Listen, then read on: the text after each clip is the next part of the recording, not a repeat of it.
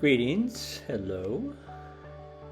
In this video, I want to take just a few minutes to say something about setting the stage for any kind of event that is going to involve vertical facilitation, which is really, it's going to involve you facilitating the emergence of vertical learning.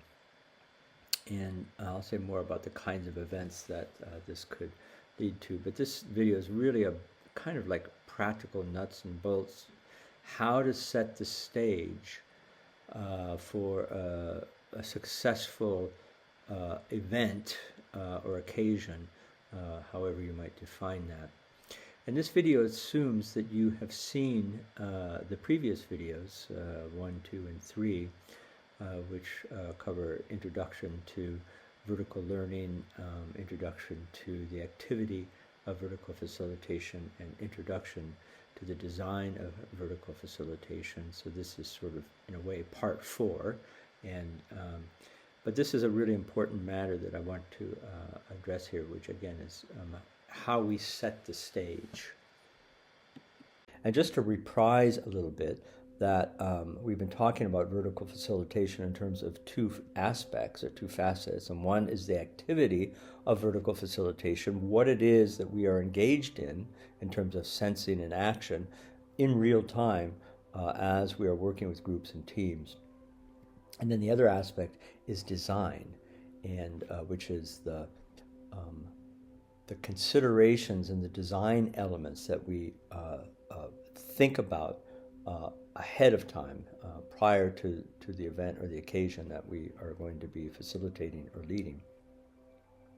And though this video is really ultimately about activity, we're going to take a moment to look at least one aspect of design. And that's specifically about the things that we need to get settled before the event or the occasion. So just to be clear, when I say event or occasion, this could be a workshop. It could be like a leadership workshop that we're leading. It could be, any sort of workshop that has a vertical learning dimension to it. Or it could be a meeting, like a one-day meeting. It could even be a 2-hour meeting. It could be a 2-day meeting. It could be a consulting engagement, say with a leadership team. So by event or occasion, it could be any one of these things. The caveat being, or the stipulation being, that it's something that calls for some aspect of vertical learning. Okay. All right. So the first question, the primary question is what's the nature of the setting? What is it? Why are we here? Why are we doing this? Right? What's the purpose, in other words? And I often think of this in terms of having sort of two dimensions or two sorts of goals. One is the outer goal, which is the thing that we're here ostensibly to do. So for instance, and we're going to use this as a running example, a product release planning meeting. So if this is a 2-day planning meeting, we're assembling a team and maybe even the extended team. And that's the outer goal, right, is to come up with a release plan. But the inner goal could be something like we want to get better at collaborating. So as a team, this team has determined that maybe we suck a little bit at collaborating, or maybe we're really good and we want to become more masterful. We want to get better at collaborating. So that's the inner goal. And it's an inner goal because it points to a certain kind of skillfulness, but it also points to an aspect of our vertical sense making, and in terms of our meaning making, even as simple as, what are the assumptions that I hold about the nature of communication, or what are the assumptions that I hold about certain kinds of people? So hence inner goal. So this is the aspect of the setting, the two aspects, outer goal and inner goal, all contributing to the question, why are we here for this event or this occasion, whatever that happens to be. Okay, so that's sort of the thing that we need to get sorted out beforehand.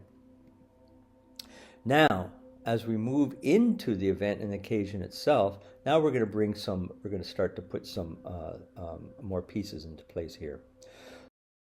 So the first thing is that as we are present in the event, we always have in mind, in the back of our mind, where we hold this setting that's already been established. And so that setting forms the background in terms of this, all of the sensing and the staying and the urges and the actions and all of this stuff, this whole sensing and action pattern that we engage in, which is mostly about sensing, but we always have in the back of the mind the nature of the setting.